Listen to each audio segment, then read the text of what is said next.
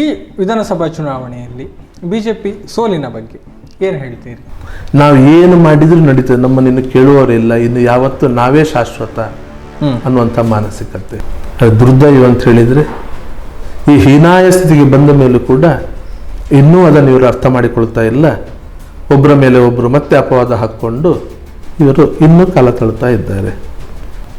ಸತ್ಯ ಇಷ್ಟು ಮಾತನಾಡ್ತಾನೆ ಅಂತ ಹೇಳಿ ಅವ್ನು ಇನ್ನೂ ಅಧಿಕಾರ ಸಿಗುವುದಿಲ್ಲ ಅನ್ನೋ ಗ್ಯಾರಂಟಿ ಕೂಡ ಇಟ್ಟುಕೊಂಡೆ, ಈಗ ಸಿಗ್ತದೆ ಇಲ್ಲದಿಲ್ಲ ಅಂತ ಮಾನಸಿಕತೆಯಲ್ಲಿ ಸತ್ಯಜಿತ್ ಮಾತನಾಡೋದು. ಕಾರ್ಯಕರ್ತರ ನೋವುಗಳಿಗೆ ಅವರ ಭಾವನೆಗಳಿಗೆ ಗೌರವ ಕೊಡುವಂಥ ಕೆಲಸ ಇಲ್ಲೂ ಆಗ್ತಾ ಇಲ್ಲ. ಅರುಣ್ ಕುಮಾರ್ ಗುತ್ತಿಲ್ ಅವರು ಪಕ್ಷೇತರರಾಗಿ ಸ್ಪರ್ಧೆಯನ್ನು ಮಾಡಿದ್ರು, ಸರಿಸುಮಾರು 60,000ಕ್ಕೂ ಅಧಿಕ ಮತಗಳನ್ನು ಪಡೆದುಕೊಂಡ್ರು. ಬೇರೆ ಬೇರೆ ಹಿಂದೂ ನಾಯಕರಿಗೆ ಆಗಿರುವಂಥ ಅನ್ಯಾಯ, ಇವರು ಮಾಡಿರೋ ಅನ್ಯಾಯಗಳೇನಿತ್ತು ಆ ಎಲ್ಲ ಅನ್ಯಾಯದ ಪರಿಣಾಮವಾಗಿ ಸಿಕ್ಕಿರುವಂಥ ಮತ ಅದು. ಮತ್ತೆ ಈಗ ಲೋಕಸಭಾ ಚುನಾವಣೆಯಲ್ಲೂ ಕೂಡ ಅವರನ್ನು ಅಭ್ಯರ್ಥಿಯನ್ನಾಗಿ ಕಾಣಬೇಕು ಎನ್ನುವಂಥ ಒಂದು ಆಗ್ರಹ, ಒಂದು ಅಭಿಯಾನ ಸಾಮಾಜಿಕ ಜಾಲತಾಣಗಳಲ್ಲಿ ಎಲ್ಲ ಕಡೆ ನಡೀತಾ ಇದೆ. ಏನು ಹೇಳ್ತೀರಿ? ಒಂದೊಂದು ಸಮಯ ಸಂದರ್ಭ ಸಿಕ್ಕಿರೋದು ಎಲ್ಲ ಸಂದರ್ಭದಲ್ಲಿ ಇರ್ತದೆ ಅನ್ನುವಂಥದ್ದು ಕೂಡ ಇಲ್ಲ. ಇಡೀ ಜಿಲ್ಲೆಯಲ್ಲಿ ಆ ಭಾವನೆ ಇದೆ, ಅದು ಪರಿವರ್ತನೆ ಆಗ್ತಾ ಅನ್ನುವಂಥದ್ದು ಕೂಡ ಅದು ಹೇಳಲಿಕ್ಕೆ ಕಷ್ಟ ಇದೆ. ಸತ್ಯ ಪೂರ್ತಿ ಸತ್ಯವನ್ನು ಇನ್ನೂ ಹೊರಗಡೆ ಹಾಕಲಿಲ್ಲ ಅನ್ನೋಂಥದ್ದು ಸತ್ಯನಿಗೂ ಗೊತ್ತಿದೆ, ಅವರಿಗೂ ಗೊತ್ತಿದೆ. ಯಾಕೆ ಬೇರೆ ಪಾರ್ಟಿಯನ್ನು ಉಳಿದುಕೊಂಡು ಅಧಿಕಾರ ಮಾಡೋದನ್ನು ಕಾಯ್ತೀರಿ? ಅಧಿಕಾರ ದಾಹವನ್ನು ಇವರು ಉಪಯೋಗ ಮಾಡಿಕೊಂಡು ಸರ್ಕಾರ ಮಾಡ್ಲಿಕ್ಕೆ ಹೋದ್ರೆ ಏನು ಕತೆ? ನಾಳೆ ಯಾವ ನೈತಿಕತೆ ಆಧಾರದ ಮೇಲೆ ಪಕ್ಷೇತರಾಗಿ ನಿಂತು ಇವರನ್ನು ಸೋಲಿಸಿದ್ರೆ, ಬುದ್ಧಿ ಕಲಿಸಿದ್ರೆ ಮಾತ್ರ ಇವರಿಗೆ ನಮ್ಮ ಹತ್ರ ಮಾತನಾಡಬೇಕು ಅಂತೇಳಿ ಅನಿಸುದ ಅಂತ ಹೇಳಿಕೊಂಡು ಅದೇ ಅನಿವಾರ್ಯ ಅಂತ ಹೇಳಿದ್ರೆ ನಾವು ಅದಕ್ಕೂ ಒಂದೊಂದ್ಸರಿ ಸಿದ್ಧ ಆಗಬೇಕು. ನಮಗೆ ಮನಸ್ಸಿಲ್ಲ ಇದ್ರೆ ನಾವು ಮತ್ತೆ ಮನಸ್ಸು ಮಾಡಿಕೊಂಡು ಸಿದ್ಧ ಆಗಬೇಕಾಗಬಹುದು. ಈ ವಿಧಾನಸಭಾ ಚುನಾವಣೆಯಲ್ಲಿ ಬಿಜೆಪಿ ಸೋಲಿನ ಬಗ್ಗೆ ಏನು ಹೇಳ್ತೀರಿ? ರಾಜ್ಯದಲ್ಲಿ ಅತಿಯಾದ ಆತ್ಮವಿಶ್ವಾಸ. ನಾವು ಏನು ಮಾಡಿದ್ರೂ ನಡೀತದೆ, ನಮ್ಮನ್ನು ಕೇಳುವವರಿಲ್ಲ, ಇನ್ನು ಯಾವತ್ತು ನಾವೇ ಶಾಶ್ವತ ಅನ್ನುವಂಥ ಮಾನಸಿಕತೆ. ಸಾಮಾನ್ಯ ಜನರ ಜೀವನದಲ್ಲಿ ಏನು ಸಮಸ್ಯೆಗಳು ಆಗ್ತಾ ಇದೆ ಅನ್ನೋದ್ರ ಬಗ್ಗೆ ಒಂಚೂರು ಗಮನ ಕೊಡದೇ ಇರುವಂಥದ್ದು. ಅದರ ಜೊತೆಯಲ್ಲಿ ಒಳಗಡೆಯ ಗುಂಪುಗಾರಿಕೆ,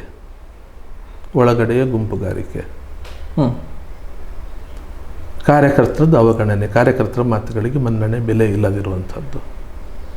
ಅದು ದುರ್ದೈವ ಅಂತ ಹೇಳಿದರೆ ಈ ಹೀನಾಯ ಸ್ಥಿತಿಗೆ ಬಂದ ಮೇಲೂ ಕೂಡ ಇನ್ನೂ ಅದನ್ನು ಇವರು ಅರ್ಥ ಮಾಡಿಕೊಳ್ತಾ ಇಲ್ಲ. ಒಬ್ಬರ ಮೇಲೆ ಒಬ್ಬರು ಮತ್ತೆ ಅಪವಾದ ಹಾಕ್ಕೊಂಡು ಇವರು ಇನ್ನೂ ಕಾಲ ತಳ್ತಾ ಇದ್ದಾರೆ. ಸಮಾಜ ಇವತ್ತು ಜನತೆ ಕೊಟ್ಟಿರುವಂಥ ಏಟಿನಿಂದ ಬುದ್ಧಿಯನ್ನು ಕಲೀಲಿಲ್ಲ, ಪಾಠವನ್ನು ಕಲಿಯುವಂಥ ಪ್ರಯತ್ನವನ್ನು ಮಾಡೋದಿಲ್ಲ. ತಪ್ಪು ಗೊತ್ತಿದ್ದುಕೊಂಡು ಎಲ್ಲಿ ಸೋತಿದ್ದೇವೆ, ಯಾಕಾಯ್ತು ಅನ್ನೋದು ಗೊತ್ತಿದ್ದುಕೊಂಡು ಕೂಡ ಅದನ್ನು ಮತ್ತೆ ಮುಚ್ಚಿಡುವ ಪ್ರಯತ್ನ ಮಾಡ್ತಾ ಇದ್ದಾರೆ. ಯಾವುದೋ ಗ್ಯಾರಂಟಿಯ ಮೇಲೆ ತಪ್ಪಿನ ಹೊಣೆ ಹಾಕ್ತಾ ಇದ್ದಾರೆ, ಯಾರ್ದೋ ಮೇಲೆ ತಪ್ಪಿನ ಹೊಣೆ ಹಾಕ್ತಾ ಇದ್ದಾರೆ. ಎಲ್ಲರೂ ಮಾಡಿರೋ ತಪ್ಪಿಗೆ ಇವತ್ತು ಅನುಭವಿಸ್ತಾ ಇದ್ದಾರೆ. ಮತ್ತೆ ಇವರ ಮನಸ್ಸಲ್ಲಿ ಏನಿದೆ, ನಾಳ್ದು ಲೋಕಸಭಾ ಚುನಾವಣೆಯಲ್ಲಿ ಮೋದಿಯವರ ಹೆಸರಿನಲ್ಲಿ ಕೇಂದ್ರದಲ್ಲಿ ಅಧಿಕಾರಕ್ಕೆ ಬಂದಾಗ ಮತ್ತೆ ನಮಗೊಂದಷ್ಟು ಬಲ ಬರ್ತದೆ ಅನ್ನುವಂಥ ಗುಂಗಿನಲ್ಲಿ ಇವರಿದ್ದಾರೆ. ಆದರೆ ಕರ್ನಾಟಕದಲ್ಲಿ ಅಲ್ಲಿ ಮೋದಿಯವರು ಬಂದರೂ ಕೂಡ ಕರ್ನಾಟಕದ ಕೊಡುಗೆ ಏನಾಗ್ಬೋದು ಈ ವರ್ಷ ಅಂತೂ ಬಹಳ ದೊಡ್ಡ ಪ್ರಶ್ನಾರ್ಥಕ ಚಿಹ್ನೆ ಇದೆ. ಕಳೆದ ಸರಿ 25 ಇತ್ತು, ಅದು 25ರದ್ದು ಎಷ್ಟು ಉಳಿತದೆ ಅದರಲ್ಲಿ ಅನ್ನೋಂಥದ್ದು ಬಹಳ ದೊಡ್ಡ ಪ್ರಶ್ನಾರ್ಥಕ ಚಿಹ್ನೆ ಇದೆ. ಲೋಕಸಭೆಯಲ್ಲೂ ಸವಾಲಿದೆ. ಹಾಗಿದ್ರೆ ಲೋಕಸಭೆಯಲ್ಲೂ ಬಹಳ ದೊಡ್ಡ ಸವಾಲಿದೆ. ಇನ್ನು ಕೂಡ ಇವರು ಪಕ್ಷವನ್ನು ಕಟ್ಟುವಂಥದ್ದು, ಬೆಳೆಸುವಂಥದ್ದು ಆ ಬಗ್ಗೆ ಯೋಚನೆ ಮಾಡಲಿಲ್ಲ ಇವರು. ಮೊನ್ನೆ ಏಡ್ತಿದ್ದ ಮೇಲೆ ಯಾಕಾಯ್ತು ಏನಾಯ್ತು ಅದನ್ನು ನೋಡಿಕೊಂಡು ಗುಂಪುಗಾರಿಕೆ ಬಿಟ್ಟುಕೊಂಡು ನಾವೆಲ್ಲರೂ ಒಂದೇ ಮನೆ ಹಾಗೆ ಇರಬೇಕನ್ನೋದು ಯೋಚನೆಯನ್ನು ಮಾಡದೆ ಮತ್ತೆ ಒಂದು ಗುಂಪಿನ ಮೇಲೆ ಮತ್ತೊಂದು ಗುಂಪು ದೋಷಾರೋಪಣೆ ಮಾಡಿಕೊಂಡು ಅದೇ ಇದರಲ್ಲಿದ್ದಾರೆ. ಬಿಟ್ಟರೆ ಇವರು ಬೇರೆ ಬುದ್ಧಿ ಕಲಿಯಲಿಲ್ಲ. ಮೊನ್ನೆಬ್ರು ಕೇಳಿದ್ರು ಏನು ಮಾಡ್ಬೋದು ಇವರಿಗೆ ಅಂತ ಹೇಳಿ, ಅದಕ್ಕೆ ನಾನು ಹೇಳಿದ್ದೆ, ಯಾವುದಾದ್ರೂ ಹೆಸರಲ್ಲಿ ಒಂದು ದೊಡ್ಡ ಕಾರ್ಯಕ್ರಮ ಮಾಡಿ ಸನ್ಮಾನ ಕಾರ್ಯಕ್ರಮ ಇಡೀ ಅವರಿಗೆ ಇದು ಅಂತ ಹೇಳಿ ಕರೀರಿ, ದೊಡ್ಡ ಕಾರ್ಯಕ್ರಮ, ಎರಡೂ ಗುಂಪಿನ ನಾಯಕರನ್ನು ಕರೆಯಿರಿ, ಅವ್ರಿಗೆ ಸನ್ಮಾನ ಪ್ರತ್ಯೇಕ ಇದೆ ಅಂತ ಹೇಳಿ ಕೋಣೆ ಒಳಗೆ ಕರ್ಕೊಂಡು ಹೋಗಿ ಬಾಗಿಲು ಹಾಕಿ ದೊಣ್ಣೆ ತಗೊಂಡು ಎಲ್ರಿಗೂ ಹೊಡೀರಿ. ಎಲ್ಲರಿಗೂ ಕಾರ್ಯಕರ್ತರು ನೀವು 4 ಏಟು ಕೊಟ್ಟರೆ ಮಾತ್ರ ಇವರು ಬುದ್ಧಿ ಬರ್ತೇ, ಬಿಟ್ಟರೆ ಇಲ್ಲದ್ರೆ ಕಾರ್ಯಕರ್ತರು ನೋವು ಅರ್ಥ ಆಗೋದಿಲ್ಲ, ಕಷ್ಟವೂ ಅರ್ಥ ಆಗೋದಿಲ್ಲ, ಅವ್ರು ಇವತ್ತು ಪಡುವಂಥವ್ರ ಮಾನಸಿಕ ವೇದನೆ ಅದು ಅರ್ಥ ಆಗೋದಿಲ್ಲ. ಇವರದ್ದೇ ಗುಂಪುಗಾರಿಕೆ, ಇವರದೇ ಹಿಡಿತಲ್ಲಿ ಇರಬೇಕು ಅಂತ ಹೇಳಿ ಅದೇ ಪ್ರಯತ್ನದಲ್ಲಿದ್ದಾರೆ. ದುರ್ದೈವ ಅಂತ ಹೇಳಿ ದೇಶದಲ್ಲಿ ಕೂಡ ಒಂದು ರೀತಿ ಮಾನಸಿಕತೆ ಅದೇ ಇದೆ. ಮೋದಿಯವರಿದ್ದಾರೆ, ಅಮಿತ್ ಶಾ ಇದ್ದಾರೆ, ಹಿಂದುತ್ವ ಇದೆ. ನಾವು ಏನು ಮಾಡಿದ್ರು ನಡೀತೀವಿ, ಯಾವತ್ತೂ ನಾವೇ ಶಾಶ್ವತ ಅಂತ ಹೇಳಿಕೊಂಡು ಇಡೀ ದೇಶ ಒಂದ್ಸರಿ ನೋಡಿ. ಇವತ್ತು ನೇರ ಶಕ್ತಿಯ ಮೇಲೆ ಇವತ್ತು BJP ಅಧಿಕಾರಕ್ಕೆ ಬಂದಿರೋದು ಕೇವಲ ಒಂದು ರಾಜ್ಯ, ದೊಡ್ಡ ರಾಜ್ಯ ಉತ್ತರ ಉತ್ತರ ಪ್ರದೇಶ ಒಂದು ಮಾತ್ರ, ಅದು ಕೂಡ ಕಳಸರ ಇದ್ದಷ್ಟು ಸಂಖ್ಯೆ ಸಿಕ್ಕಿಲ್ಲ. ಸಣ್ಣ ನ್ಯಾರೋ ಮಾರ್ಜಿನಲ್ಲಿ ಇವತ್ತು ಅಧಿಕಾರದಲ್ಲಿರುವಂಥದ್ದು. ಮಧ್ಯಪ್ರದೇಶ ಕಾಂಗ್ರೆಸ್ ಸರ್ಕಾರ ಬಿಡಿಸಿ ನೀವು ಬಂದಿರುವಂಥದ್ದು. ಮಹಾರಾಷ್ಟ್ರ ಮತ್ತೆ ಶಿವಸೇನೆಯನ್ನು ಒಡೆದು ನೀವು ಅಧಿಕಾರಕ್ಕೆ ಬಂದಿರುವಂಥದ್ದು. ಇವತ್ತು ಮತ್ತೆ ಅಲ್ಲಿ ಗಲಾಟೆ ಪ್ರಾರಂಭ ಆಗಿದೆ. NCPಯನ್ನು ಹೊಡಿಲಿಕ್ಕೆ ಹೋದ್ರಿ. ಬೇರೆ ಪಕ್ಷಗಳನ್ನು, ಜನರು ಆಯ್ಕೆ ಮಾಡಿರುವಂಥ ಪಕ್ಷಗಳನ್ನು ಒಡೆದುಕೊಂಡು ಅವರನ್ನು ಬೇರೆ ಯಾವುದೇ ರೀತಿ ಹೆದರಿಸಿಕೊಂಡು ಅಥವಾ ದುಡ್ಡಿದ ಆಮಿಷ ಕೊಟ್ಟು ಇನ್ನೊಂದು ಮತ್ತೊಂದು ಮಾಡಿಕೊಂಡು ಬಿಹಾರವನ್ನು ಇವತ್ತು ಅಲುಗಾಡಿಸ್ಲಿಕ್ಕೆ ಹೊರಟಿದ್ದೀರಿ. ರಾಜಸ್ಥಾನ ಅಲುಗಾಡಿಸ್ಲಿಕ್ಕೆ ನೋಡಿದ್ರಿ, ಆದರೆ ಪೈಲಟ್ ಮಗನನ್ನು ಏನೋ ಉಳಿಸ್ಕೊಂಡ್ರು, ಮತ್ತೆ ಅಲ್ಲಿ ಉಳಿತಲ್ಲಿ. ಬಿಹಾರ ಇವತ್ತು ಅಲುಗಾಡಿಸ್ಲಿಕ್ಕೆ ಹೊರಟಿದ್ದೀರಿ. ಕರ್ನಾಟಕವು ಮತ್ತೆ ಒಂದ್ಸರಿ ಬಂತು ನಿಮ್ಮ ಬಾಯಲ್ಲಿ, ನವೆಂಬರಲ್ಲಿ ಮತ್ತೆ ಬದಲಾವಣೆ ಆಗ್ತದೆ, ಕಾಂಗ್ರೆಸ್ ಉಳಿತದೆ ಅಂತ ಹೇಳಿಕೊಂಡು. ಯಾಕೆ ಬೇರೆ ಪಾರ್ಟಿಯನ್ನು ಉಳಿದುಕೊಂಡು ಅಧಿಕಾರ ಮಾಡೋದನ್ನು ಕಾಯ್ತೀರಿ ನೀವು? ಅಸಮಾಧಾನ ಪ್ರತಿಯೊಂದು ಪಾರ್ಟಿಯಲ್ಲಿ ಇರ್ತದೆ. ಯಾವುದೇ ಪಕ್ಷದಲ್ಲಿ ಎಲ್ಲರನ್ನೂ ಸಮಾಧಾನ ಮಾಡಲಿಕ್ಕೆ ಸಾಧ್ಯವೇ ಇಲ್ಲ. ಒಬ್ಬನೇ ಮುಖ್ಯಮಂತ್ರಿ ಆಗ್ಲಿಕ್ಕೆ ಸಾಧ್ಯ ಇರುವಂಥದ್ದು, 2-3 ಜನ ಮುಖ್ಯಮಂತ್ರಿ ಆಗ್ಲಿಕ್ಕೆ ಸಾಧ್ಯ ಇಲ್ಲ. ಅರ್ಹತೆ ಇರುವವರು, ಅದಕ್ಕಷ್ಟು ಬೆವರು ಸುರಿಸಿದವರು ಪ್ರತಿಯೊಂದು ಪಕ್ಷದಲ್ಲಿ 2-3 ಜನ ಇರಬಹುದು. ಒಬ್ಬನೇ ಸಿಕ್ಕಿಲ್ಲ ಅಂತ ಹೇಳಿಕೊಂಡು ಅವನಿಗೇನೋ ಆಮಿಷ ಒಡ್ಡಿಕೊಂಡು, ಅವನಿಗೇನೋ ಸ್ಥಾನಮಾನದ ಭರವಸೆ ಕೊಟ್ಟುಕೊಂಡು, ಅಥವಾ ಅವನ ಮೇಲೆ ಯಾವುದಾದ್ರೊಂದು ಆರೋಪ ಇದ್ದರೆ ಅದನ್ನು ಹಿಡ್ಕೊಂಡು EDಯನ್ನು ಇನ್ನು CBIಯನ್ನು ಉಪಯೋಗ ಮಾಡಿಕೊಂಡು ಅವನನ್ನು ಬೆದರಿಸಿಕೊಂಡು ಬ್ಲ್ಯಾಕ್ ಮೇಲ್ ಮಾಡಿಕೊಂಡು, ಹೇಗೆ ಆ ಬ್ಲ್ಯಾಕ್ ಮೇಲ್ ನೀವು ಮಾಡುವಂಥ ಮನುಷ್ಯ ನಿಮ್ಮ ಪಕ್ಷಕ್ಕೆ ಬಂದ ಕೂಡಲೇ ಅವನು ಒಳ್ಳೆಯವನಾಗ್ತಾನೆ, ಅವನ ನೈತಿಕತೆ ಸರಿ ಆಗ್ತಾನೆ, ನೈತಿಕನಾಗ್ತಾನೆ ಅವನು? ಅಲ್ಲಿ ED CBIಯಲ್ಲಿ ಒಳಗಡೆ ಜೈಲಿಗೆ ಹೋಗಬೇಕಾದ ವ್ಯಕ್ತಿ ಆ ಪಕ್ಷದಲ್ಲಿದ್ದರೆ BJP ಬಂದ ಕೂಡಲೇ ಅವನು ಸಜ್ಜನ ಸಾಧು ಹೇಗಾಗ್ತಾನೆ ಅವನು? ಇಷ್ಟೂ ನೈತಿಕತೆ ಯೋಚನೆ ಮಾಡದೆ ಬೇರೆ ಪಕ್ಷವನ್ನು ಒಡೆದುಕೊಂಡೇ ಸರ್ಕಾರ ಕಟ್ಟುವಂಥ ಯೋಚನೆ ಮಾಡಿಕೊಂಡು ಬಂದರೆ ಎಷ್ಟು ಸಮಯ ಉಳಿಲಿಕ್ಕೆ ಸಾಧ್ಯ ಇದೆ? ಭಾಜಪದ ಅಸ್ತಿತ್ವ, ಮೂಲ ಭಾಜಪದ ಅಸ್ತಿತ್ವ ಎಲ್ಲಿ ಉಳಿತದೆ? ಎಲ್ಲಿ ಉಳಿತದೆ? ಆ ಸಂಸ್ಕಾರ ಬರಬೇಕಿದ್ರೆ, ಮೈಗೂಡಿಸಿಕೊಳ್ಬೇಕಿದ್ರೆ, ಸ್ವಯಂ ಸೇವಕತ್ವ ಅಂತ ಹೇಳಿಕೊಂಡು ಯಾವುದನ್ನು ನೀವು ಕರೆದಿದ್ರಿ, ವ್ಯಕ್ತಿ ನಿರ್ಮಾಣ ಅಂತ ಏನು ಹೇಳ್ತೀರಿ, ಆ ಚಾರಿತ್ರ್ಯ, ಆ ನೈತಿಕತೆ ಅದು ಎಲ್ಲಿ ಬರ್ಲಿಕ್ಕೆ ಸಾಧ್ಯ? ಎಲ್ಲಿಂದ ನೀವು ಅಪೇಕ್ಷೆ ಪಡ್ಲಿಕ್ಕೆ ಸಾಧ್ಯ ಇರುವಂಥದ್ದು? ಆ ಸರ್ಕಾರದ ಕಡೆಯಿಂದ ಯಾಕೆ ಭಾಜಪದ ಶಕ್ತಿಯನ್ನು ಬೆಳೆಸ್ಕೊಳ್ಳಿಕ್ಕೆ ಯೋಚನೆ ಮಾಡೋದಿಲ್ಲ? ಯಾಕೆ ಮೂಲ ಕಾರ್ಯಕರ್ತರನ್ನು ಇಟ್ಟುಕೊಂಡು ಭಾಜಪವನ್ನು, ಪಕ್ಷವನ್ನು ಕಟ್ಟಿಕೊಂಡು, ಸಂಘಟನೆಯನ್ನು ಕಟ್ಟಿಕೊಂಡು ಬೆಳೆಸ್ಕೊಂಡು ಬೂತ್ ಗೆಲ್ಲು ಅಂತೇನು ಹೇಳ್ತೀವಿ, ಅದನ್ನು ಆ ಆಧಾರದ ಮೇಲೆ ಗೆಲ್ಲಲಿಕ್ಕೆ ಯಾಕೆ ಯೋಚನೆ ಮಾಡೋದಿಲ್ಲ? ಬೂತ್ ಗೆದ್ದುಕೊಂಡು ಯಾಕೆ ಅದನ್ನು ಗೆಲ್ಲಲಿಕ್ಕೆ ಯೋಚನೆ ಮಾಡೋದಿಲ್ಲ?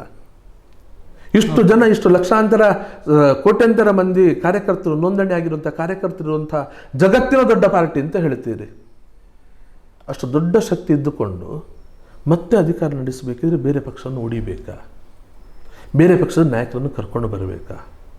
ಅಥವಾ ನಿಮ್ಮ ಗುಂಪುಗಾರಿಕೆ ಬಿಟ್ಟುಕೊಂಡು ಈ ಕಾರ್ಯಕರ್ತರನ್ನು ವಿಶ್ವಾಸಕ್ಕೆ ತೆಗೆದುಕೊಂಡು ಅವರಲ್ಲಿ ವಿಶ್ವಾಸ ತುಂಬಿಸಿಕೊಂಡು ಅವರ ಮುಖಾಂತರ ಮತ್ತೆ ಗೆಲ್ಲೋ ಕೆಲಸವನ್ನು ಮಾಡಬೇಕಾ? ಯಾರು ಪಕ್ಷಕ್ಕೋಸ್ಕರ ದುಡಿತಾನೆ, ಯಾರು ಇದನ್ನು ಕಟ್ಟಿ ಬೆಳೆಸಿದಾನೆ, ಅವರ ಮುಖಾಂತರ ಇದನ್ನು ಮತ್ತೆ ಕಟ್ಟಿ ಬೆಳೆಸಿಕೊಂಡು ತಳಮಟ್ಟದಲ್ಲಿ ಕಟ್ಟಿ ಬೆಳೆಸಿದ್ರೆ ಮಾತ್ರ ಉಳಿಲಿಕ್ಕೆ ಸಾಧ್ಯ ಇರೋ, ಶಾಶ್ವತವಾಗಿ ಉಳಿಲಿಕ್ಕೆ ಸಾಧ್ಯ ಇರುವಂಥದ್ದು. ಬಿದ್ದಾಗ ಇದಕ್ಕೊಂದು ಮನೆ ಫೌಂಡೇಶನ್ ಎಲ್ಲೋ ಒಂದು ಕಡೆ ಕುಸಿದಾಗ ಅದಕ್ಕೆ ಇನ್ನೊಂದಲ್ಲಿ ಪಿಲ್ಲರ್ ಎಬ್ಬಿಸಿ ಕೊಡ್ಲಿಕ್ಕೆ ಹೋದರೆ, ಏನೋ ಇನ್ನೊಂದು ಕಲ್ಲು ತಂದಿಟ್ಟು ಬಲ ಕೊಟ್ಟರೆ ನಿಲ್ಲುವುದಿಲ್ಲ. ಅದು ಬಹಳ ಸಮಯ ನಿಲ್ಲುವುದಿಲ್ಲ. ಅದು ಅಲ್ಲಿ ಅಧಿಕಾರ ಇದೆ, ಅಲ್ಲಿ ಸಿಗ್ತದೆ ಅಂತ ಹೇಳಿ ಆ ಕಡೆ ಹಾರ್ತಾರೆ, ಇಲ್ಲಿ ಇದೆ ಅಂತ ಹೇಳಿ ಇಲ್ಲಿ ಬರ್ತಾರೆ. ಜೇನ್ನೊಣದ ಹಾಗೆ ಅಧಿಕಾರದ ದಾಹವೇ, ಅಧಿಕಾರದ ದಾಹದಿಂದಲೇ ಅಧಿಕಾರದ ದಾಹವನ್ನು ಇವರು ಉಪಯೋಗ ಮಾಡಿಕೊಂಡು ಸರ್ಕಾರ ಮಾಡ್ಲಿಕ್ಕೆ ಹೋದ್ರೆ ಏನು ಕತೆ? ನಾಳೆ ಯಾವ ನೈತಿಕತೆ ಆಧಾರದ ಮೇಲೆ ಹೇಳ್ತಾರಲ್ಲ, ಪಾರ್ಟಿ ವಿತ್ ದಿ ಡಿಫರೆನ್ಸ್. ಸಂಘದ ಚಿಂತನೆ ಇದ್ದದ್ದು ವ್ಯಕ್ತಿ ನಿರ್ಮಾಣದ ಮುಖಾಂತರ ರಾಷ್ಟ್ರ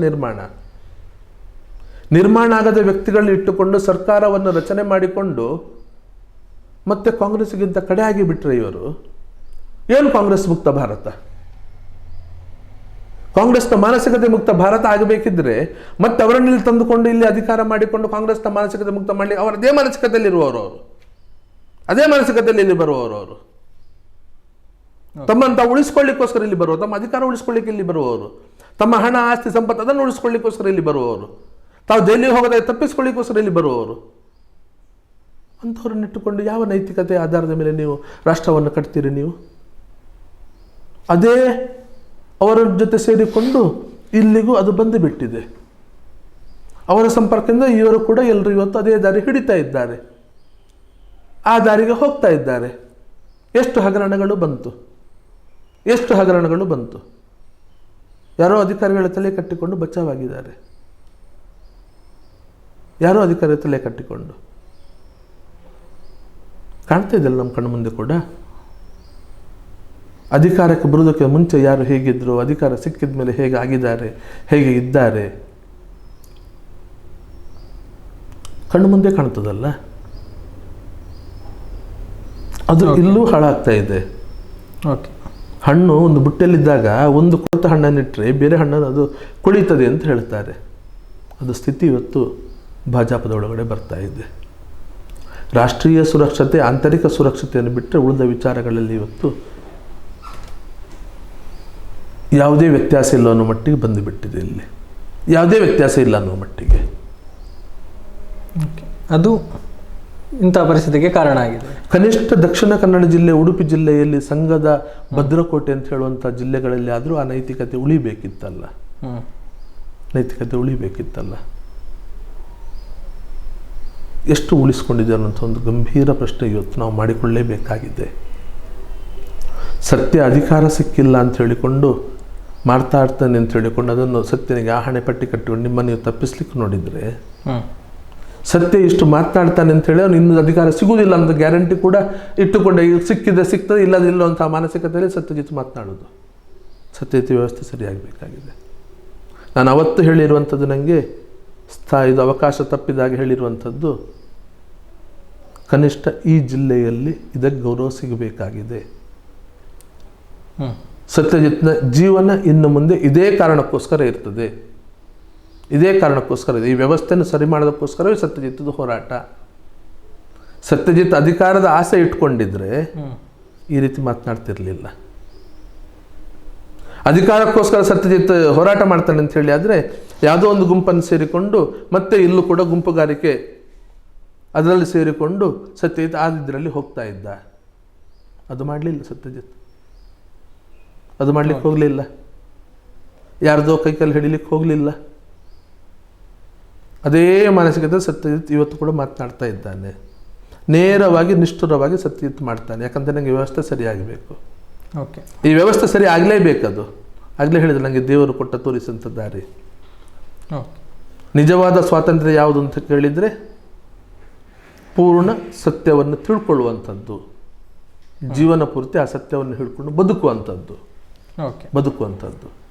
ಸತ್ಯಜಿತ್ನ ಜೀವನ ಅದಕ್ಕೋಸ್ಕರವೇ ಇರ್ತದೆ. ಅಧಿಕಾರ, ಆ ಸ್ಥಾನಮಾನ, ಅದು ಯಾವುದು ಸತ್ಯಜಿತ್ಗೆ ಅವಕಾಶ ಇಲ್ಲ. ಆ ಗೌರವ ಯಾವುದೂ ಇಲ್ಲದೆ ಕೂಡ ಆ ಗೌರವ ಇವತ್ತು ಇದೆ, ಇವತ್ತು ಸಿಗ್ತದೆ. ಓಕೆ, ಬಹುಶಃ ಇದೇ ರೀತಿಯ ಒಂದು ಪರಿಸ್ಥಿತಿ ಅಂದರೆ ತಮಗೆ ಎದುರಾದಂಥ ಪರಿಸ್ಥಿತಿ ಕೂಡ ಪುತ್ತೂರಿನಲ್ಲಿ ಈ ಬಾರಿ ಆಯಿತು. ಪುತ್ತೂರಿನಲ್ಲಿ ಕಾರ್ಯಕರ್ತರ ನೋವಿಗೆ ಅಥವಾ ಅವರ ಒಂದು ಸ್ಪಂದನೆಗೆ ಸೂಕ್ತವಾದ ಬೆಲೆ ಸಿಗಲಿಲ್ಲ ಅನ್ನುವಂಥ ಕಾರಣಕ್ಕಾಗಿ ಅರುಣ್ ಕುಮಾರ್ ಗುತ್ತಿಲ್ ಅವರು ಪಕ್ಷೇತರರಾಗಿ ಸ್ಪರ್ಧೆಯನ್ನು ಮಾಡಿದರು. ಸರಿಸುಮಾರು 60,000ಕ್ಕೂ ಅಧಿಕ ಮತಗಳನ್ನು ಪಡೆದುಕೊಂಡರು.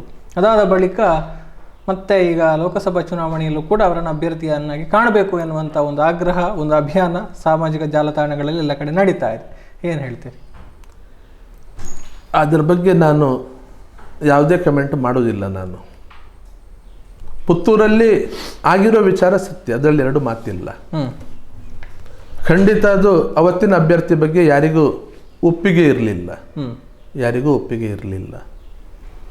ಹೋರಾಟ ನಡೆಯುವಂಥ ಜಾಗದಲ್ಲಿ ಸ್ಟೇಷನಿಗೆ ಇನ್ನೊಂದು ಮತ್ತು ನಿಭಾಯಿಸುವಂಥ ಶಕ್ತಿ ಇರುವಂಥ ಸಾಮರ್ಥ್ಯ ಇರುವವರು ಬೇಕು. ಹೋಗಿ ನಿಂತ್ಕೊಂಡಲ್ಲಿ ಗಟ್ಟಿ ಧ್ವನಿಯಲ್ಲಿ ಮಾತನಾಡುವವರು ಬೇಕು. ಕಾರ್ಯಕರ್ತರು ಅದನ್ನೇ ಅಪೇಕ್ಷೆ ಪಡುತ್ತಾರೆ. ಯಾಕೆ ನಳಿನ್ ಕುಮಾರ್ ಕಟೀಲ್ ಬಗ್ಗೆ ಸಮಾಧಾನ ಕೂಡ ಇಲ್ಲ ಅಂತ ಅದೇ ಕಾರಣಕ್ಕೋಸ್ಕರ ಸಮಾಧಾನ ಇಲ್ಲ. ಪುತ್ತೂರಲ್ಲಿ ಕೂಡ ಹಾಗಾಗಿ ಯಾವ ಅಭ್ಯರ್ಥಿಯನ್ನು ಪಕ್ಷ ಕೊಟ್ಟಿದ್ದು ಅದರ ಬಗ್ಗೆ ಒಪ್ಪಿಗೆ ಇಲ್ಲದೆ, ಯಾವ ನೆಟ್ಟಾರ ಹತ್ಯೆ ಆಗಿತ್ತು ಆ ನಂತರ ನಡೆದಂಥ ಬೆಳವಣಿಗೆಗಳು ಏನಿತ್ತು ಅದರಿಂದ ಕಾರ್ಯಕರ್ತರು ತುಂಬ ನೋವಲ್ಲಿ ಇದ್ದರು. ತಮ್ಮ ಭಾವನೆಗಳಿಗೆ ಸರಿಯಾಗಿ ಸ್ಪಂದಿಸುವಂಥ ಅಭ್ಯರ್ಥಿಯನ್ನು ಪಕ್ಷ ಕೊಡುತ್ತದೆ ಅನ್ನುವಂಥ ಒಂದು ಯೋಚನೆಯಲ್ಲಿದ್ದರು. ಹಾಗಾಗಿ ಅವರು ಅವರ ಮಾನಸಿಕ ಸರಿಯಾಗಿ ಹೋಗುವಂಥ ಅಭ್ಯರ್ಥಿ ಒಂದು ಅಪೇಕ್ಷೆಯಲ್ಲಿದ್ದರು, ಕಾಯ್ತಾ ಇದ್ದರು. ಆದರೆ ಯಾವಾಗ ಕೊಟ್ಟಿರುವಂಥ ಅಭ್ಯರ್ಥಿ ತಮಗೆ ಸೂಕ್ತ ಅಲ್ಲ ಅಂಥೇಳಿ ಆಯಿತು, ಅವರ ಆಕ್ರೋಶ ಕಟ್ಟೆ ಹೊಡೆಯಿತು. ಇದೇ ಪರಿಸ್ಥಿತಿ ಅವತ್ತು ಸುಖಾನಂದರ ಹತ್ಯೆ ಆದ ನಂತರ ಮುಲ್ಕಿ ಮೂಡುಬಿದಿರೆ ಉದ್ಭವ ಆಗಿತ್ತು. ನಾವು ಸಂಘಟನೆಗಳಿಂದ ಸುಖಾನಂದರ ಹತ್ಯೆಯಾಗಿ ಆಗ ಪಕ್ಷ ಇರಲಿಲ್ಲ, ಪಕ್ಷ ಇತ್ತು, ಮುಲ್ಕಿ ಮೂಡುಬಿದಿರೆಯಲ್ಲಿ ಸತ್ತಿತ್ತು. ಅದನ್ನು ವಾಪಸ್ ಎತ್ತುವಂಥ ಪ್ರಯತ್ನ ಕೂಡ ಪಕ್ಷದವರು ಯಾರೂ ಮಾಡಿರಲಿಲ್ಲ.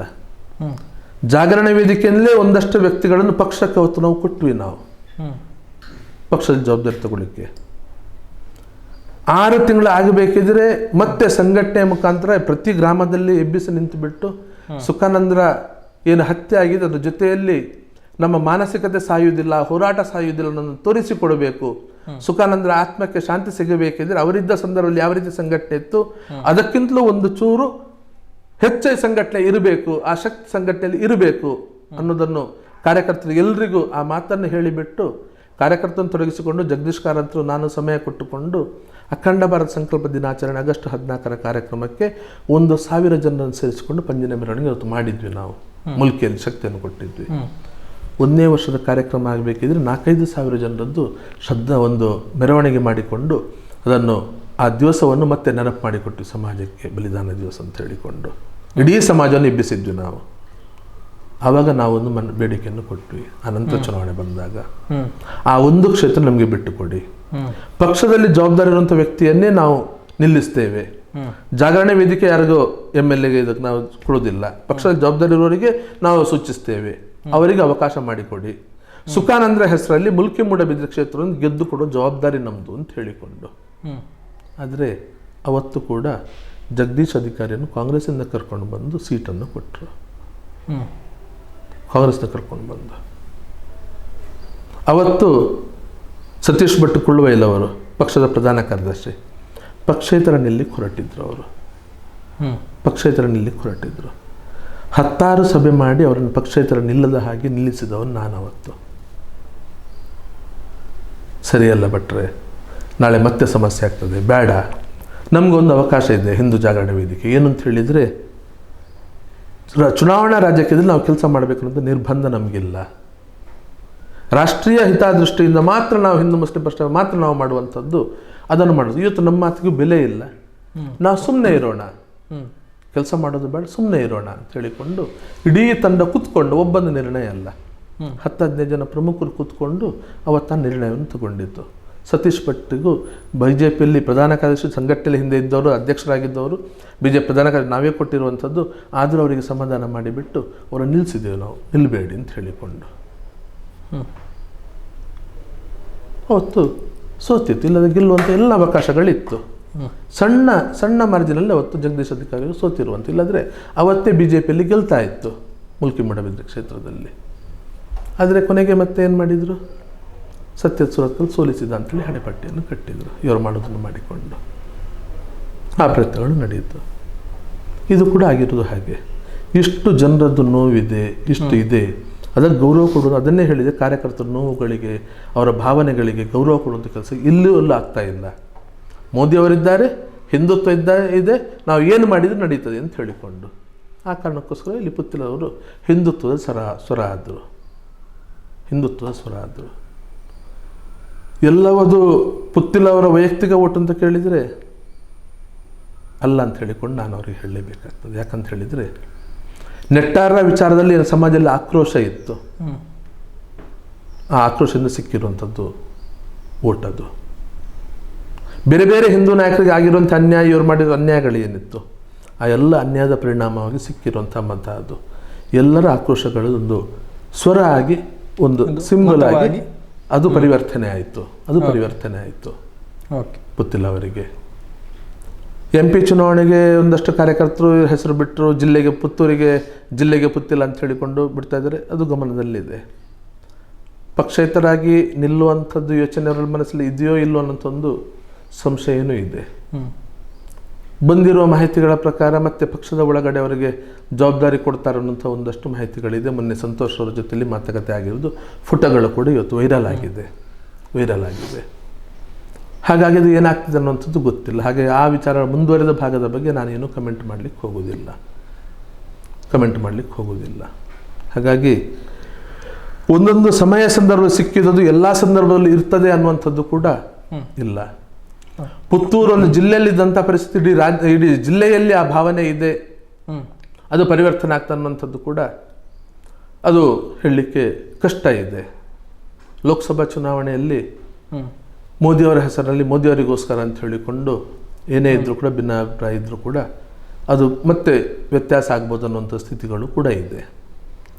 ಎಷ್ಟೇ ಕ್ಯಾಂಡಿಡೇಟ್ ಬಗ್ಗೆ ಅಸಮಾಧಾನ ಇದ್ದರೂ ಏನೇ ನೋವಿದ್ರೂ ಕೊನೆಗೆ ಮೋದಿಯವರನ್ನು ನೋಡಿಕೊಂಡು ಬದಲಾವಣೆ ಆದರೂ ಆಗುವಂಥ ಸ್ಥಿತಿ ಇದೆ. ಕಳೆದ ಚುನಾವಣೆಯಲ್ಲಿ ನೋಡಿದ್ದೀವಿ ನಾವು ಸರಿಯಿಲ್ಲ ಅಂತ. ಹಾಗೆ ಮೋದಿಯವರೇ ನಾಳೆ ಬೇಕಾಗ್ತದೆ ಅಂತ ಹೇಳಿಕೊಂಡು. ಹಾಗಾಗಿ ಅದೆಲ್ಲ ಇರುವಾಗ MP ಇದರ ಲೋಕಸಭೆಯ ಬಗ್ಗೆ ನಾನು ಹೆಚ್ಚು ಗೊತ್ತಿಲ್ಲದವರು ಏನು ಮಾಡ್ತಾರೆ ಬಗ್ಗೆ ಕಮೆಂಟ್ ಮಾಡಲಿಕ್ಕೆ ಬಯಸೋದಿಲ್ಲ. ಆದರೆ ಮುನ್ನೆದು ಇದು ಕೂಡ ಎಲ್ಲ ನನ್ನಿಂದಾಗಿ ನಾನು ಮಾಡಿರೋ ಹೋರಾಟಗಳು ಕೂಡ ಯಾವತ್ತು ನನ್ನಿಂದ ಆಯ್ತು ಅಂತ ಹೇಳೋದಿಲ್ಲ.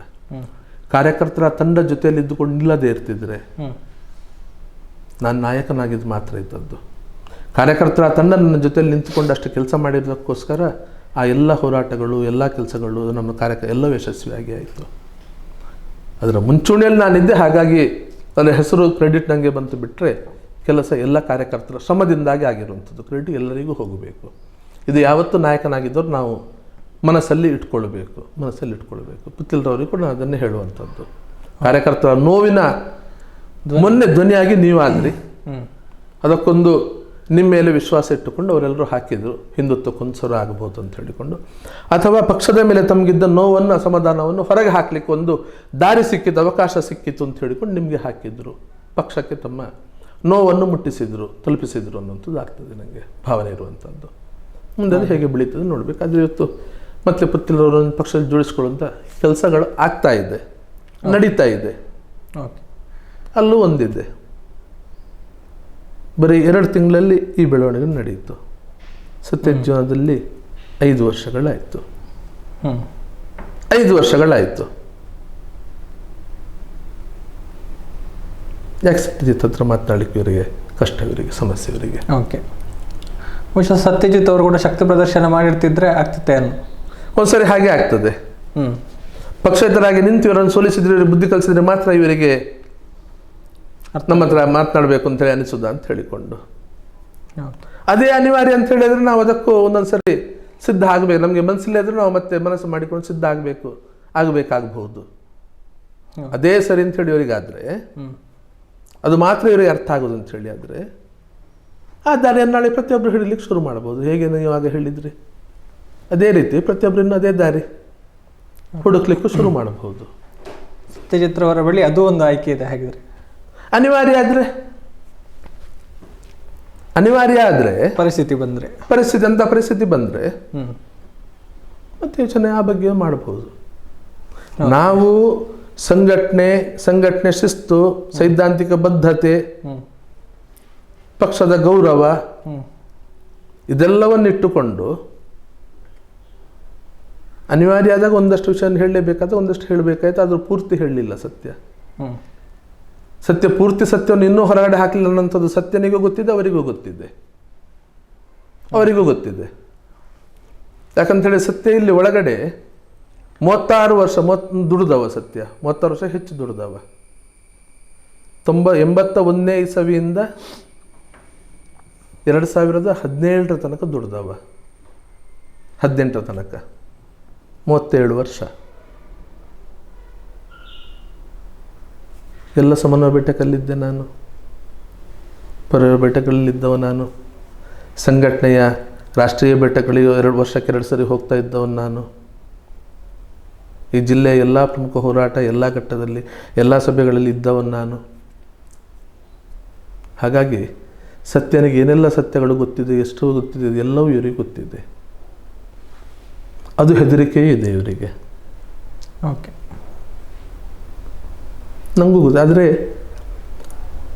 ಸಂಘ ಪಕ್ಷದ ಇದರದ್ದು ಗೌರವ ಹಾಳಾಗಬಾರ್ದು, ಅದೇ ಸರಿಯಾಗಬೇಕಿದ್ದು. ದೇಶಕ್ಕೆ ಇರುವಂಥ ಭರವಸೆ, ಆಸೆ ಅಂತ ಹೇಳಿಕೊಂಡು ಇರುವಂಥ ಸಂಘಟನೆ ಯಾವುದರ ಮೇಲೆ ಸಮಾಜ ಇವತ್ತು ಭರವಸೆ ಇಟ್ಟಿದೆ, ಯಾರನ್ನು ಹೇಳಿ ಈ ದೇಶಕ್ಕೊಂದು ಭವಿಷ್ಯವನ್ನು ತೋರಿಸ್ಬೋದು, ಮಾರ್ಗವನ್ನು ತೋರಿಸ್ಬೋದು ಅಂತ ಯಾರ ಬಗ್ಗೆ ಸಮಾಜಕ್ಕೆ ಒಂದು ಆಸೆ ಇದೆ, ಸಮಾಜ ಅಪೇಕ್ಷೆ ಇಟ್ಟಿದೆ, ಸಮಾಜ ಯಾರನ್ನು ನೋಡ್ತಾ ಇದೆ, ಆ ಜವಾಬ್ದಾರಿಯನ್ನು ನಿರ್ವಹಿಸುವಂಥ ಸಂಘಟನೆ ಆಗಿಯೇ ಇದು ಬೆಳೀಬೇಕು. ವ್ಯಕ್ತಿ ನಿರ್ಮಾಣದ ಮುಖಾಂತರ ರಾಷ್ಟ್ರ ನಿರ್ಮಾಣ ಏನಿದೆ ಆ ದಾರಿಯಲ್ಲೇ ಇದು ನಡೀಬೇಕು. ಗಣವೇಶ ಹಾಕಿದ ಕೂಡಲೇ ಸ್ವಯಂ ಸೇವಕ ಅನ್ನೋದನ್ನು ಬಿಟ್ಟು ಬಿಡಬೇಕು. ಇವತ್ತು ಮನ್ನಣೆ ಯಾರಿಗೆ ಅಂತ ಕೇಳಿದರೆ, ಸಂಚಲನ ಆದಾಗ, ಗುರುಪೂಜೆ ಉತ್ಸವ ಆದಾಗ, ರಕ್ಷಾಬಂಧನ ಕಾರ್ಯಕ್ರಮ ಆದಾಗ ಯಾರು ದುಡ್ಡು ಖರ್ಚು ಮಾಡಿಕೊಂಡು 50 ಜನ ಕರೀತಾನೆ. ದೊಡ್ಡ ನಾಯಕರು ಬಂದಾಗ ಅಲ್ಲಿ ಜನ ಸೇರಿಸಿಕೊಂಡು ಇಲ್ಲಿ ತನಕ ಬೆಳೆದಿದೆ ಅಂತ ಹೇಳಿದರೆ, ದೊಡ್ಡ ವ್ಯಕ್ತಿಗಳು ಗುರುಪೂಜೆ ಕಾರ್ಯಕ್ರಮಕ್ಕೆ ಬಂದಾಗ ಒಂದು 50 ಜನರನ್ನು ಮಾಡಿಬಿಟ್ಟು ಅವರ ಕೈಯಲ್ಲಿ 200 ರೂಪಾಯಿ ಕೊಟ್ಟು 100 ರೂಪಾಯಿ ನಿಮಗೆ, 100 ರೂಪಾಯಿ ಕವರಲ್ಲಿ ಹಾಕಿ ಗುರುದಕ್ಷಿಣೆ ಹಾಕು ಅಂತ ಹೇಳಿಕೊಂಡು ಕಳಿಸುವವರಿಗೆ ಇವತ್ತು ಗೌರವಗಳು ಸಿಗ್ತಾ ಇದೆ. ಎಲ್ಲಿ ತನಕ ಹೋಗ್ತದೆ ಇದು? ಎಲ್ಲಿ ಕೊಂಡೋಗ್ತಾ ಇದೆ? ಪಥಸಂಚಲನಕ್ಕೆ ಸಂಖ್ಯೆ ಆಗಬೇಕು. ಹಿರಿಯರು ಬಂದಾಗ ದುಡ್ಡು ಕೊಟ್ಟು 50-100 ಜನರಿಗೆ ಗಣವೇಶ ಹಾಕಿಸ್ತಾನೆ. ಅವರು ಬಸ್ಸಲ್ಲಿ ತುಂಬಿಸಿ ಕಳಿಸ್ತಾನೆ.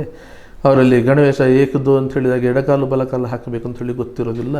ಹೇಗೋ ನಡೀತಾರೆ, ವಾಪಸ್ ಹೋಗ್ಬೇಕು, ಎಲ್ಲೋ ಬಾರಲ್ಲಿ ಕುಡಿದುಕೊಂಡು ಹೋಗ್ತಾರೆ. ಯಾವ ವ್ಯಕ್ತಿ ನಿರ್ಮಾಣ ಇದು? ಅಂಥವ್ರಿಗೆ ಇಲ್ಲಿ ಮನ್ನಣೆ ಇತ್ತು. ಅಂಥವರು ದೊಡ್ಡ ವ್ಯಕ್ತಿಗಳು.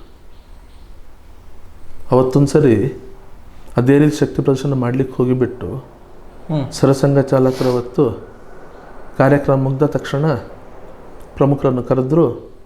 1 ತಿಂಗಳು ಸಮಯ ಕೊಡ್ತೀನಿ, ನನಗೆ 25,000 ಬೇಡ, ನನಗೆ 5,000 ಜನ ಸರಿಯಾಗಿ ಪಥಸಂಚಲನ ಮಾಡುವಾಗ ಪಥಸಂಚಲನ ಮಾಡಿಸಿ ಅಂತ ಹೇಳಿಬಿಟ್ಟು ಹೋದರು.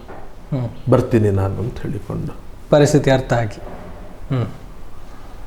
ಓಕೆ. ಇನ್ನೊಬ್ರು ಹಿರಿಯರು ಹೇಳಿದರು, ಇನ್ನು 2 ಸರಿ ಕಾಂಗ್ರೆಸ್ ಗೌರ್ಮೆಂಟ್ ಬರಲಿ, ಆಗುವಂಥದ್ದು ಹೋಗುವಂಥದ್ದು ಏನೂ ಇಲ್ಲ. ಇಷ್ಟು ವರ್ಷ ನೋಡಿದ್ದೀವಿ, ಏನು ಹಿಂದೂ ಸಮಾಜ ಸತ್ತಿಲ್ಲ, ಈ ದೇಶವೂ ಸತ್ತಿಲ್ಲ. ಇನ್ನೆರಡು ಸರಿ ಮತ್ತೆ ಅವರು ಕಾಂಗ್ರೆಸ್ನವರು ಬಂದರೂ ಕೂಡ ಈ ದೇಶ ಸಾಯುವುದಿಲ್ಲ. ಸಂಘಟನೆ ಗಟ್ಟಿ ಮಾಡಿ, ಸಂಘಟನೆ ಆಧಾರದ ಮೇಲೆ ಅಧಿಕಾರಕ್ಕೆ ಬರುವುದನ್ನು ಕಲಿಯಿರಿ. ಬರೀ ಅಧಿಕಾರ ಅನ್ನೋದನ್ನು ಬಿಟ್ಟು ಬಿಡಿ.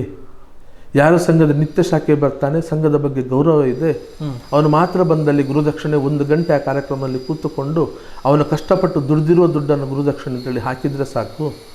ಇದು ಡೊನೇಷನ್ ಸಂಗ್ರಹ ಅಲ್ಲ.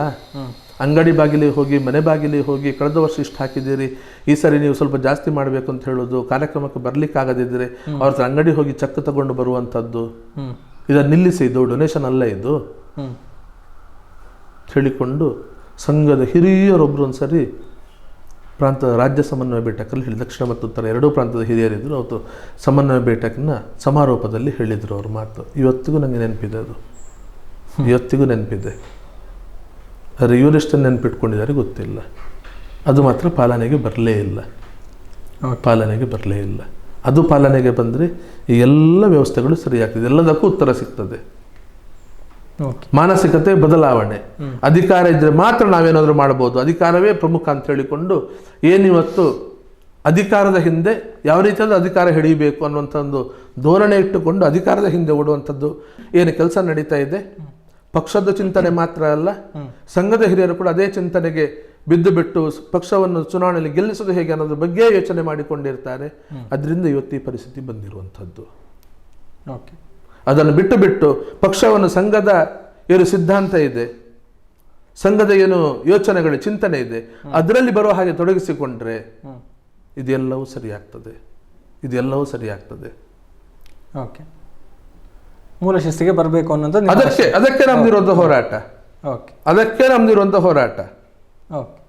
ಬೇರೆ ಏನಲ್ಲ, ನಮ್ದು ಹೋರಾಟ ಈಗಿರುವಂಥದ್ದು ಆ ಮೂಲ ಶಿಸ್ತಿಗೆ ಇದು ಬರಬೇಕು ಅಂತ ಹೇಳಿಕೊಂಡು. ಓಕೆ, ಚುನಾವಣೆಯನ್ನು ಬಿಟ್ಟು ಸತ್ಯಜಿತ್ ಅವರಿಗೆ ಮುಂದಕ್ಕೆ ಇರುವಂತಹ ಯೋಚನೆಗಳು, ಚಿಂತನೆಗಳು?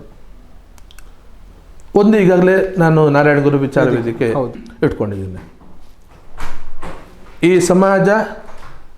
ಈ ಸಮಾಜವನ್ನು ಶೈಕ್ಷಣಿಕವಾಗಿ ಮೊದಲು ಮೇಲೆತ್ತಬೇಕು. ಶೈಕ್ಷಣಿಕ ಬಲ ಇದ್ದಾಗ ಮಾತ್ರ ಸಮಾಜ ಮುಂದುವರಿಲಿಕ್ಕೆ ಸಾಧ್ಯ, ಯಾವುದೇ ಸಮಾಜ ಅಷ್ಟೇ. ಅದನ್ನು ಅವತ್ತು ಗುರುಗಳು ಹೇಳಿರೋದು ಅದನ್ನೇ, ಶೈಕ್ಷಣಿಕವಾಗಿ ಈ ಸಮಾಜನ ಮೇಲೆತ್ತಬೇಕು. ಇವತ್ತಿನ ನಮ್ಮ ಸಮಾಜದಲ್ಲಿ ಎಲ್ಲೋ ಬೆರಳೆಣಿಕೆ ವಿದ್ಯಾರ್ಥಿಗಳು ಇವತ್ತಿನ ಒಂದು 10 ವರ್ಷದಲ್ಲಿ 15 ವರ್ಷದಲ್ಲಿ ನಾವು IAS ಅಧಿಕಾರಿಗಳಾಗೋದನ್ನು, ದೊಡ್ಡ ಡಾಕ್ಟರ್ಗಳು, ಸ್ಪೆಷಲಿಸ್ಟ್ಗಳಾಗೋದನ್ನು ಇವತ್ತು ಈಗ ಒಂದು 10-15 ವರ್ಷದಲ್ಲಿ ನೋಡ್ತಾ ಇದ್ದೀವಿ. ಬೆರಳೆಣಿಕೆ ವಿದ್ಯಾರ್ಥಿಗಳು. ಈ ಪ್ರಮಾಣ ಇನ್ನೂ ಜಾಸ್ತಿ ಆಗಬೇಕು. ಸಾಮಾನ್ಯ ಶಿಕ್ಷಣ ಮಟ್ಟ ಮುಂದಿನ ಸಮಾಜದ್ದು ಕನಿಷ್ಠ ಡಿಗ್ರಿ ವಿದ್ಯಾರ್ಹತೆ ಇರಬೇಕು. 80% ಸಮಾಜ ಆದರೂ ಡಿಗ್ರಿ ಮಟ್ಟಕ್ಕೆ ಬರಬೇಕು ಹುಡುಗರು ಹುಡುಗಿಯರು. ಅದಕ್ಕಿಂತ ಮೇಲಿನ ಮಟ್ಟಕ್ಕೆ ಮತ್ತೊಂದಷ್ಟು ಒಂದು 25% ಆದರೂ ಅದರಿಂದ ಮೇಲ್ಮಟ್ಟಕ್ಕೆ ಹೋಗಬೇಕು. ಡಬಲ್ ಗ್ರ್ಯಾಜುಯೇಟ್ ಆಗಿಕೊಂಡು ಆ ಮೇಲ್ಮಟ್ಟಕ್ಕೆ ಹೋಗಬೇಕು. ಆವಾಗ ಆರ್ಥಿಕವಾಗಿ ಗಟ್ಟಿಯಾಗ್ತದೆ, ಸಾಮಾಜಿಕ ಮನ್ನಣೆಗಳು ಸಿಗ್ತದೆ. ನಮ್ಮ ಸಮಾಜ ಒಂದು ಸ್ವಲ್ಪ ಗಟ್ಟಿ ಆದಾಗ ಉಳಿದ ಸಮಾಜಗಳು, ಹಿಂದುಳಿದ ವರ್ಗ ಸಮಾಜವನ್ನು ಕೂಡ ಜೋಡಿಸಿಕೊಂಡು ಅದನ್ನು ಮೇಲೆತ್ತುವಂಥ ಪ್ರಯತ್ನ ಮಾಡಬೇಕು. ಆವಾಗ ಮಾತ್ರ ಸಮಾಜಕ್ಕೆ, ಒಂದು ಸಮಾಜಕ್ಕೆ ಸಾಮಾಜಿಕ ಮನ್ನಣೆ ಸಿಗುವಂಥದ್ದು. ಅದು ಒಂದು ನಂದು ಹೋರಾಟ. ಅದು ಎಲ್ಲ ಸಮಾಜವನ್ನು ಕಣ್ಣು ಮುಂದೆ ಇಟ್ಟುಕೊಂಡು ಮಾಡುವಂಥ ಹೋರಾಟ ಇರುವಂಥದ್ದು. ಇನ್ನೊಂದು, ಕಳೆದ 10 ವರ್ಷದಿಂದ ನಾನು ಅಧ್ಯಕ್ಷನಾಗಿದ್ದುಕೊಂಡು ಬೆಳೆಸ್ಕೊಂಡು ಬಂದಿರುವಂಥ ಮತ್ತೆಲ್ಲರ ಸಹಾಯ ತಗೊಂಡು ಬೆಳೆಸ್ಕೊಂಡು ಬಂದಿರೋ ಸಂಘಟನೆ ರಾಷ್ಟ್ರಭಕ್ತ ನಾಗರಿಕ ವೇದಿಕೆ. ನಿವೃತ್ತ ಸೈನಿಕರಿಗೋಸ್ಕರ ಒಂದಷ್ಟು ಕೆಲಸವನ್ನು ಮಾಡಬೇಕು. ಯುವ ಸಮಾಜ ಹೈಸ್ಕೂಲು PU ಮಟ್ಟದಲ್ಲಿ ಈ ಮಕ್ಕಳಿಗೆ ಸೈನ್ಯದ ಹೋರಾಟ, ದೇಶಕ್ಕೋಸ್ಕರ ಬದುಕು ಇದನ್ನು ಕಲಿಸಬೇಕು. ಇವತ್ತು ಚುನಾವಣೆಗೆ ಬಂದಾಗ ಉರಿಸಿ ನಮಗೆ ಕರ್ಕೊಂಡು ಹೋಗುವಂಥದ್ದು ಅದಲ್ಲ. ಆ ಮಕ್ಕಳಿಗೆ ನಾವು ಕಳೆದ 10 ವರ್ಷದಿಂದ ನಮ್ಮ ದೇಶದಲ್ಲಿ ನಡೆದಂಥ ಹೋರಾಟಗಳು, ಅಮರ ಸೇನಾನಿಗಳು, ಇದರ ಬಗ್ಗೆ ಪುಸ್ತಕವನ್ನು ಕೊಟ್ಟುಕೊಂಡು ಉಚಿತವಾಗಿ ಕೊಡ್ತೇವೆ. ಸುರತ್ಕಲ್ನ ಈ ಪರಿಸರದ ಸುಮಾರು ಒಂದು 35 ಶಾಲೆ ಕಾಲೇಜುಗಳು ನಮ್ಮ ಕಣ್ಣು ಮುಂದೆ ಇದೆ. ಆ ಶಾಲೆ ಕಾಲೇಜುಗಳಿಗೆ ಉಚಿತವಾಗಿ ನಾವು ಮೊದಲೇ ನೋಟಿಸ್ ಕೊಡ್ತೀವಿ. ಯಾರಿಗೆಲ್ಲ ಆಸಕ್ತಿ ಇದೆ ಭಾಷಣ ಮತ್ತು ಪ್ರಬಂಧ ಸ್ಪರ್ಧೆಗೆ ಉಚಿತವಾಗಿ ಪುಸ್ತಕವನ್ನು ಕೊಡ್ತೀವಿ. ಪುಸ್ತಕವನ್ನು ಕೊಟ್ಟು ಅದರ ಮೇಲೆ ಭಾಷಣ ಸ್ಪರ್ಧೆ ಮಾಡಿಕೊಂಡು ಅದೊಂದು ಭಾಗ. ಆ ಸಮಯದಲ್ಲಿ, ಅವತ್ತು ಸ್ಪರ್ಧೆಯ ಸಮಯದಲ್ಲಿ ಕೂಡ ಸೈನಿಕರದನ್ನು ಉದ್ಘಾಟನೆ ಮಾಡುವಂಥದ್ದು, ಸೈನಿಕರ ಅನುಭವ ಕಥನಗಳು ಅದನ್ನು ತಿಳಿಸುವಂಥದ್ದು. 26ನೇ ತಾರೀಕು ಕಾರ್ಗಿಲ್ ವಿಜಯ ದಿವಸ ಭಾರತ್ ಮಾತಾ ಪೂಜನ ಕಾರ್ಯಕ್ರಮ, ಅದರ ಜೊತೆಯಲ್ಲಿ ಸೈನಿಕರ ಮುಖಾಂತರವೇ ಈ ದೇಶದ ಹೋರಾಟದ ಕಥೆಯನ್ನು ಹೇಳಿಸುವಂಥದ್ದು.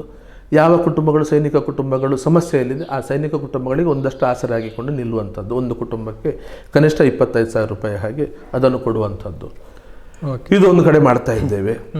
ಬಾಂಗ್ಲಾ ಸ್ವರ್ಣಿಮ್ ಜಯಂತಿ ಸಂದರ್ಭದಲ್ಲಿ ಶಾಲೆಗಳಲ್ಲಿ 1 ಗಂಟೆ ಸೆಮಿನಾರ್ ಮಾಡುವಂಥ ಪ್ರಯತ್ನವನ್ನು ಮಾಡಿದ್ವಿ. ಒಂದಷ್ಟು ಕಡೆಯಲ್ಲಿ ಮಾಡಿದ್ವಿ. ಆದರೆ ಕೊರೋನಾದಿಂದ ಶಾಲೆಯ ಸಮಯ ಎಲ್ಲ ವ್ಯತ್ಯಾಸ ಆಗಿ, ಪರೀಕ್ಷೆಗಳೆಲ್ಲ ವ್ಯತ್ಯಾಸದ ಕಾರಣಕ್ಕೋಸ್ಕರ ಅದು ಹೆಚ್ಚು ಮುಂದುವರಿಸಲಿಕ್ಕಾಗಲಿಲ್ಲ.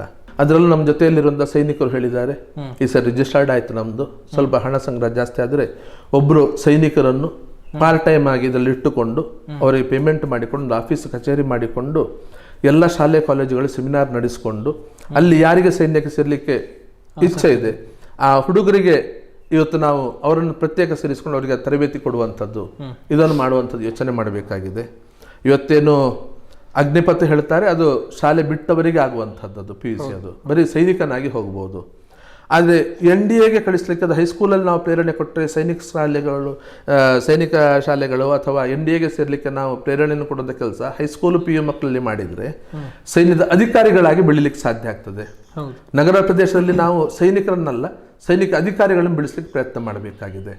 ಒಬ್ಬರು ಹಿರಿಯ ಸೈನ್ಯದ ಅಧಿಕಾರಿಗಳು ನಾಳೆ ಜನವರಿಗೆ 100 ವರ್ಷ ಆಗ್ತದೆ ಅವರಿಗೆ. 1944ನೇ ಇಸವಿಯಲ್ಲಿ ಬ್ರಿಟಿಷರಿದ್ದಾಗ ಅವ್ರು ಸೈನ್ಯಕ್ಕೆ ಸೇರಿದವರು, ರಾಯಲ್ ಇಂಡಿಯನ್ ಏರ್ಫೋರ್ಸ್ ಸೇರಿದವರು. 48, 62, 65, 71 4 ಯುದ್ಧವನ್ನು ನೋಡಿದವರು. 72ನೇ ಇಸವಿಯಲ್ಲಿ ಪ್ರಿಂಟ್ ಆದ ಪುಸ್ತಕದಲ್ಲಿ ಅವರ ಬಗ್ಗೆ ಅವತ್ತೊಂದು ಪೇಜ್ ಲೇಖನ ಬಂದಿತ್ತು. ಮೆನ್ಷನ್ ಅಂಡ್ ಡಿಸ್ಪ್ಯಾಚ್ ಅನ್ನುವಂಥ ಒಂದು ಗೌರವ ಪದಕವನ್ನು ಕೂಡ ಪಡೆದಿದ್ರು ಅವರು. ಅವರ ಕೈಯಿಂದ ನಿನ್ನೆ ಬಿಡುಗಡೆ ಮಾಡಿಸಿದ್ವಿ. ನಾವೇ ಈಗ ಪುಸ್ತಕ ಬರೆಸ್ತಾ ಇದ್ದೇವೆ. ಚೀನಾ ಯುದ್ಧದ ಬಗ್ಗೆ, 48ರ ಯುದ್ಧದ ಬಗ್ಗೆ, 71ರ ಯುದ್ಧದ ಬಗ್ಗೆ ನಾವೇ ಪುಸ್ತಕವನ್ನು ಬರೆಸಿಕೊಂಡು ಇದೆ. ಇದರಲ್ಲೂ ಒಂದಷ್ಟು ಕೆಲಸಗಳಿದೆ. ಮುಂದುವರೆದುಕೊಂಡು ಹೋದರೆ ಶಾಲೆಗಳಲ್ಲಿ ಅದನ್ನು ಸೆಮಿನಾರ್ ಮಾಡಿಕೊಂಡು ಆ ಮಕ್ಕಳಿಗೆ ಟ್ರೈನಿಂಗ್ ಕೊಡಲಿಕ್ಕೆ ಕೂಡ ವ್ಯವಸ್ಥೆ ನಿರ್ಮಾಣ ಮಾಡಿಕೊಂಡು NDA ಕಡೆಗೆ ಮುಖ ಮಾಡಿಸ್ಲಿಕ್ಕೆ ಏನು ಮಾಡ್ಬೋದು ಅಂತೇಳಿ ಆ ಒಂದು ಕಾರ್ಯ ಕೂಡ ಕೈಯಲ್ಲಿದೆ. ಇದು 2 ಇವತ್ತು ನೇರ ನನ್ನ ಕೈಯಲ್ಲಿರುವಂಥ ಚಟುವಟಿಕೆಗಳು, ನೇರ ನನ್ನ ಕೈಯಲ್ಲಿರುವಂಥದ್ದು. ದೇಶಕ್ಕೋಸ್ಕರ ಬೇರೆ ರೀತಿಯ ಒಂದು ಕೆಲಸ ನಾನು ಇವತ್ತು ಯಾರ ಮುಂದೆ ಹೇಳುವಂಥ ಸ್ಥಿತಿ ಇಲ್ಲ, ಅದು ನಡೀತಾ ಇದೆ. ಅದು ಯಾರ ಮುಂದೆ ನಾನು ಹೇಳಬಾರ್ದು, ಹೇಳಲಿಕ್ಕೆ ಅವಕಾಶವಿಲ್ಲ. ನಾನು ಸಾಯುವತ್ತನ ಕೂಡ ಅದನ್ನು ಹೇಳಲಿಕ್ಕೆ ಅವಕಾಶ ಇರುವುದಿಲ್ಲ. ಅದು ಎಲ್ಲಿ ಕೂಡ ಅದನ್ನು ಯಾರು ಯೋಚನೆ ಮಾಡಲಿಕ್ಕೆ ಕೂಡ ಸಾಧ್ಯ ಇಲ್ಲ. ಅದು ಯಾರೂ ಮಾಡದಂಥ ಕೆಲಸ, ಅದು ಬೇರೆ ರೀತಿಯಲ್ಲಿ ನನ್ನಿಂದ ಈ ದೇಶಕ್ಕೋಸ್ಕರ ಒಂದಷ್ಟು ಕೆಲಸಗಳು ನಡೀತಾ ಇದೆ. ನನ್ನ ಸಹಾಯ ಬೇರೆಯವರು ಪಡೀತಾ ಇದ್ದಾರೆ ದೇಶಕ್ಕೋಸ್ಕರ. ಅದು ಆ ರೀತಿಯಲ್ಲಿ ನಡೀತದೆ ಅದು. ಈ ಸಂದರ್ಭದಲ್ಲಿ ಕೊನೆಯದಾಗಿ ಒಂದು ಸಂದೇಶವನ್ನು ಕೊಡೋದಿದ್ರೆ, ಒಂದು ಮೆಸೇಜ್ ಆಗಿರ್ಬೋದು, ಅದು ಯುವಕರಿಗಾಗಿರ್ಬೋದು ಅಥವಾ ಒಂದು ಪಕ್ಷದ ಮುಖಂಡರಾಗಿರ್ಬೋದು, ಕಾರ್ಯಕರ್ತರಾಗಿರ್ಬೋದು, ಯಾರಿಗೂ ಆಗಿರ್ಬೋದು, ಕೊನೆಯದಾಗಿ ನೀವು ಹೇಳುವಂಥ ಮಾತು ಒಂದಿಷ್ಟು ಹೇಳುವಂಥದ್ದು. ನಾನು ಹಿಂದುತ್ವದ ಹೋರಾಟ ಅನ್ನುವಂಥದ್ದು ಬಹಳ ಪವಿತ್ರವಾದಂಥ ಒಂದು ಹೋರಾಟ. ಅದು ಇವತ್ತು ಏನು ರಾಜಕೀಯ ಅಧಿಕಾರದ ಆಸೆಗೋಸ್ಕರ ದುರುಪಯೋಗ ಆಗ್ತಾ ಇದೆ, ದಾರಿ ತಪ್ಪಿಸೋ ಪ್ರಯತ್ನ ಆಗ್ತಾ ಇದೆ. ಸಾಮಾನ್ಯ ಕಾರ್ಯಕರ್ತರು ಅದನ್ನು ತಿಳ್ಕೊಳ್ಳಿಕ್ಕೆ ಸಾಧ್ಯ ಆಗದೆ ಅದರ ಹಿಂದೆ ಅದು ಸರಿಯೋ ತಪ್ಪೋ ಅನ್ನೋಂಥ ಯೋಚನೆ ಮಾಡಿಕೊಂಡು ಒಂದಷ್ಟು ಮನಸ್ಸಲ್ಲಿ ಗೊಂದಲ ಹುಟ್ಟಿದ್ರು ಕೂಡ ಆಗದೆ ಅದನ್ನು ತಪ್ಪಿಸ್ಲಿಕ್ಕೂ ಆಗದೆ ಇವತ್ತು ತೊಳಲಾಡುವಂಥ ಪರಿಸ್ಥಿತಿ ಇದೆ. ಇದರಿಂದ ಈ ವ್ಯವಸ್ಥೆಯನ್ನು ಹೊರಗಡೆ ತರಲೇಬೇಕು. ನಾನು ಎಲ್ಲ ಕಾರ್ಯಕರ್ತರಿಗೆ ಕೇಳಿಕೊಳ್ಳೋದಷ್ಟೇ, ಹಿಂದುತ್ವದ ಪಾವಿತ್ರ್ಯತೆಯನ್ನು ಹಾಳು ಮಾಡಲಿಕ್ಕೆ ಅವಕಾಶ ಕೊಡಬೇಡಿ. ರಾಜಕೀಯ ಉದ್ದೇಶಕ್ಕೋಸ್ಕರ ಇದನ್ನು ಹಾಳು ಮಾಡಿಕೊಳ್ಳಿ ದುರುಪಯೋಗಪಡಿಸಿಕೊಳ್ಳಿಕ್ಕೆ ಅವಕಾಶ ಕೊಡಬೇಡಿ. ಕಾರ್ಯಕರ್ತರು ಗಟ್ಟಿಯಾಗಿಕೊಂಡು ನಿಂತುಕೊಂಡ್ರೆ, ಇದು ಕಾರ್ಯಕರ್ತರ ಬಲದ ಮೇಲೆ ಇರುವಂಥ ಪಕ್ಷ, ಇದು ಕಾರ್ಯಕರ್ತರ ಆಧಾರದ ಮೇಲೆ ಇರುವಂಥ ಸಂಘಟನೆಗಳಿದು, ಕಾರ್ಯಕರ್ತರ ಶಕ್ತಿಯ ಆಧಾರದ ಮೇಲೆಯೇ ಇರುವಂಥದ್ದು ದಕ್ಷಿಣ ಕನ್ನಡ ಜಿಲ್ಲೆ, ಉಡುಪಿ ಜಿಲ್ಲೆ. ಹಾಗಾಗಿ ನಿಮ್ಮ ಕೈಯಲ್ಲಿದೆ, ಹಿಂದುತ್ವದ ಹೋರಾಟದ ಪಾವಿತ್ರ್ಯತೆಯನ್ನು ಉಳಿಸಿಕೊಳ್ಳಿ, ಯಾರಿಗೂ ದುರುಪಯೋಗ ಮಾಡಲಿಕ್ಕೆ ಅವಕಾಶ ಮಾಡಿಕೊಡಬೇಡಿ. ಸಂಘ ಪರಿವಾರದ ನಾಯಕರೇ ಇದನ್ನು ದುರುಪಯೋಗ ಮಾಡುವಂಥ ಪ್ರಯತ್ನ ಮಾಡಿದರೆ ಅವರನ್ನು ಪ್ರಶ್ನೆ ಮಾಡುವಂಥದ್ದು, ಅವರನ್ನು ಇದನ್ನು ಅವಕಾಶ ಮಾಡಿಕೊಡಬೇಡಿ ಅಂತ ಹೇಳಿಕೊಂಡು ಅವರಿಗೂ ಒತ್ತಡ ಹಾಕುವಂಥದ್ದು, ಆ ಮೂಲಕ ನೈಜ ಸಂಘದ ವಿಚಾರವನ್ನು, ಹಿಂದುತ್ವದ ಈ ಹೋರಾಟವನ್ನು ಉಳಿಸಿಕೊಳ್ಳಿಕ್ಕೆ ತಮ್ಮ ಕೊಡುಗೆಯನ್ನು ಕೊಡಿ ಅಂತ ಹೇಳಿಕೊಂಡು ಈ ಮೂಲಕ ನಾನು ಹೇಳಲಿಕ್ಕೆ ಬಯಸ್ತೇನೆ. ನಾನು ಇದು ಸತ್ಯಜಿತ್ ಸುರತ್ಕಲ್ ಅವರು ತೆರೆದಿಟ್ಟಂತಹ ತಮ್ಮ ಬದುಕಿನ ಒಂದು ಅಧ್ಯಾಯದ ಮಾತುಗಳು ಅಂತ ಹೇಳ್ಬೋದು.